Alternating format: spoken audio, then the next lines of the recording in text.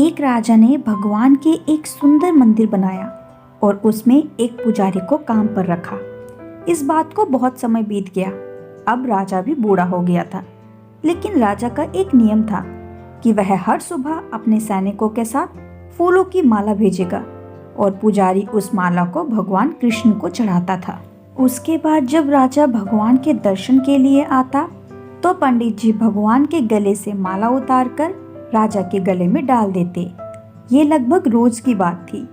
पुजारी बूढ़ा हो रहा था और राजा भी।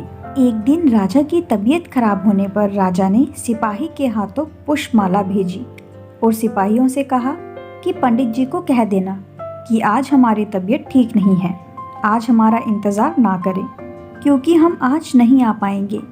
फिर सिपाही ने जाकर पुजारी को पुष्पमाला दी और पंडित जी को सारी बात कह डाली। पंडित जी ने श्री कृष्ण को पुष्पमाला अर्पित की तो पंडित जी ने सोचा कि इतने वर्ष हो गए, भगवान का ये हार हमेशा राजाओं ने ही पहना है, लेकिन मैंने खुद आज तक इसे कभी नहीं पहना। तो आज इतने वर्षों के बाद मुझे भगवान के इस हार को धारण करने का अवसर मिला है। यह निश्चित रूप से भगवान की इच्छा है, इसलिए यह परंपरा थी कि भगवान के उस हार को कैसे छोड़ देंगे। इसलिए इस बार पंडित ने वह हार अपने गले में डाल दिया। तभी सिपाही दौड़ता हुआ आया और बोला कि राजा साहब मंदिर आ रहे हैं क्योंकि वहाँ महाराज की तबीयत ठीक नहीं है, आप सारी तैयारी करके रखें। इतने सालों से चली आ रही परंपरा को राजा तोड़ना नहीं चाहता था, इसलिए वह मंदिर आने लगा।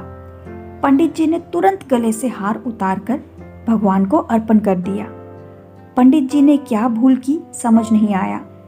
पंडित जी ने सोचा कि यदि राजा को पता चल गया तो वे उसे दंड देंगे। अब जब राजा आया तो प्रतिदिन की भांति पंडित जी ने भगवान के गले से हार उतारकर राजा को पहना दिया, लेकिन राजा की नज़र माला पर पड़ी। माला पर सफ़ेद बाल गिरे हुए थे और उन्होंने महसूस किया कि सफ़ेद बाल पुजारी के हैं। राजा ने पुजारी से पूछा कि क्या तुमने ये माला पहनी थी, सफ़ेद बाल कहाँ से आए? तो पंडित जी डर गए। डर के मारे कहा कि ये सफ़ेद बाल श्री कृष्ण का है, भगवान का है। राजा को गुस्सा आया कि पंडित ने धोखा दिया और ऊपर से झूठ बोल रहे हैं, और उन्होंने पूछा कि श्री कृष्ण के बाल सफ़ेद कब हुए?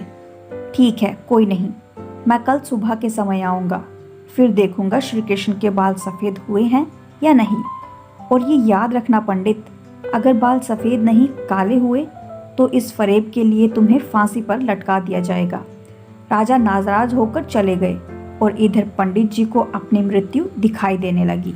उन्होंने भगवान कृष्ण को प्रणाम किया और कहा कि भगवान मुझे क्षमा करें, मुझे लोभ हुआ और सोचा कि ये माला मैं भी पहन लूँ। भगवान मुझे बचा लो, नहीं तो कल मैं निश्चित रूप से राजा के हाथों मारा जाऊंगा। पंडित पूरी रात भगवान से प्रार्थना करता रहा, रोता रहा। अगली सुबह राजा श्रृंगार के समय आया और राजा ने पंडित से कहा कि पंडित मुकुट उतार दे, मैं बाके बिहारी के बाल देखना चाहता हूँ। पंडित ने घबराकर मुकुट हटा दिया और मुकुट उतारते ही राजा के होश उड़ गए। कृष्ण की मूर्ति के सफ़ेद बाल थे, लेकिन राजा को लगा कि पुजारी फिर से चाल चल रहा है। क्या उसने अपनी जान बचाने के लिए उसने बाल रंगे थे? इसलिए उसने जांच करने के लिए बाल तोड़ना शुरू कर दिया, और जैसे ही राजा ने बाल उखाड़े, मूर्ति से खून निकलने लगा। ये देखकर राजा भगवान के चरणों में गिर पड़ा और क्षमा मांगने लगा। भगवान मुझे क्षमा करे, मैंने बहुत बड़ा पाप किया है। मैं सही और गलत को भूलकर संदेह से इतना अंधा हो गया हूँ। तभी मूर्ति से आवाज़ आई, राजा आप मुझे केवल मूर्ति ही समझते हैं, इसलिए आज तक मैं केवल आपके लिए मूर्ति हूँ। लेकिन इस पुजारी को मुझ में भगवान दिखा, तो मुझे उसकी जान बचाने के लिए अपने बाल सफ़ेद करने पड़े। उसके बाद राजा को अपनी गलती का पश्चाताप हुआ, लेकिन अब कुछ नहीं किया जा सकता। इसलिए कहा जाता है कि पत्थर में भी खुदा होता है।